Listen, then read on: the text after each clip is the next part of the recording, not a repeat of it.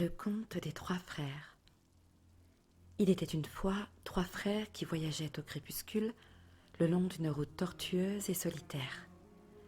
Après avoir longtemps cheminé, ils atteignirent une rivière trop profonde pour la traverser à gué et trop dangereuse pour la franchir à la nage. Les trois frères, cependant, connaissaient bien l'art de la magie. Aussi, d'un simple mouvement de baguette, ils firent apparaître un pont qui enjambait les eaux redoutables de la rivière. Ils étaient arrivés au milieu du pont lorsqu'une silhouette encapuchonnée se dressa devant eux en leur interdisant le passage. C'était la mort et elle leur parla. Elle était furieuse d'avoir été privée de trois victimes car, d'habitude, les voyageurs se noyaient dans la rivière. Mais elle était rusée. Elle fit semblant de féliciter les trois frères pour leur talent de magicien et leur annonça que chacun d'eux avait droit à une récompense pour s'être montré si habile à lui échapper.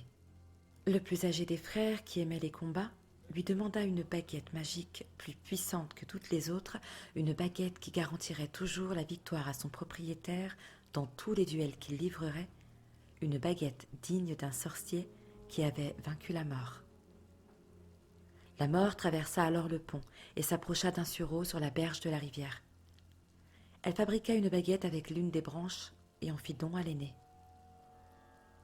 Le deuxième frère, qui était un homme arrogant, décida d'humilier la mort un peu plus et demanda qu'elle lui donne le pouvoir de rappeler les morts à la vie. La mort ramassa alors une pierre sur la rive et la donna au deuxième frère en lui disant que cette pierre aurait le pouvoir de ressusciter les morts. Elle demanda ensuite au plus jeune des trois frères ce qu'il désirait. C'était le plus jeune, mais aussi le plus humble et le plus sage des trois, et la mort ne lui inspirait pas confiance. Aussi demanda-t-il quelque chose qui lui permettrait de quitter cet endroit sans qu'elle puisse le suivre. À contre-cœur, la mort lui tendit alors sa propre cape d'invisibilité. Puis elle s'écarta et autorisa les trois frères à poursuivre leur chemin, ce qu'ils firent, s'émerveillant de l'aventure qu'ils venaient de vivre et admirant les présents que la mort leur avait offerts. Au bout d'un certain temps, les trois frères se séparèrent, chacun se dirigeant vers sa propre destination. L'aîné continua de voyager pendant plus d'une semaine et arriva dans un lointain village. Il venait y chercher un sorcier avec lequel il avait eu une querelle. À présent, bien sûr, grâce à la baguette de sureau, il ne pouvait manquer de remporter le duel qui s'ensuivit. Laissant son ennemi mort sur le sol, l'aîné se rendit dans une auberge où il se vanta haut et fort de posséder la plus puissante baguette qu'il avait arrachée à la mort en personne, une baguette qui le rendait invincible, affirmait-il. Cette même nuit, un autre sorcier s'approcha silencieusement du frère aîné qui dormait dans son lit, abruti par le vin. Le voleur s'empara de la baguette et, pour faire bonne mesure, trancha la gorge du frère aîné.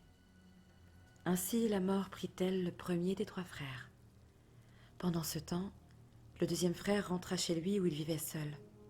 Là, il sortit la pierre qui avait le pouvoir de ramener les morts et la tourna 3 fois dans sa main. À son grand étonnement et pour sa plus grande joie, la silhouette de la jeune fille qu'il avait un jour espéré épouser avant qu'elle ne meure prématurément apparut aussitôt devant ses yeux. Mais elle restait silencieuse et froide, séparée de lui comme par un voile. Bien qu'elle fût revenue parmi les vivants, elle n'appartenait pas à leur monde et souffrait de ce retour. Alors le deuxième frère, rendu fou par un désir sans espoir, finit par se tuer pour pouvoir enfin la rejoindre véritablement. Ainsi la mort prit-elle le deuxième des trois frères.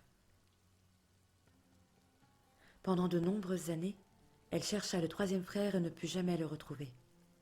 Ce fut seulement lorsqu'il eut atteint un grand âge que le plus jeune des trois frères enleva sa cape d'invisibilité et la donna à son fils. Puis il accueillit la mort comme une vieille amie, qu'il suivit avec joie, et tels des égaux, ils quittèrent ensemble cette vie. Voilà, c'était le dernier conte de Biddle le Barde. J'espère que vous aurez apprécié ce voyage en ma compagnie dans le monde de J.K. Rowling. N'hésitez pas à me laisser vos impressions en commentaire, j'en prendrai bonne note. À bientôt pour de nouvelles aventures fantastiques.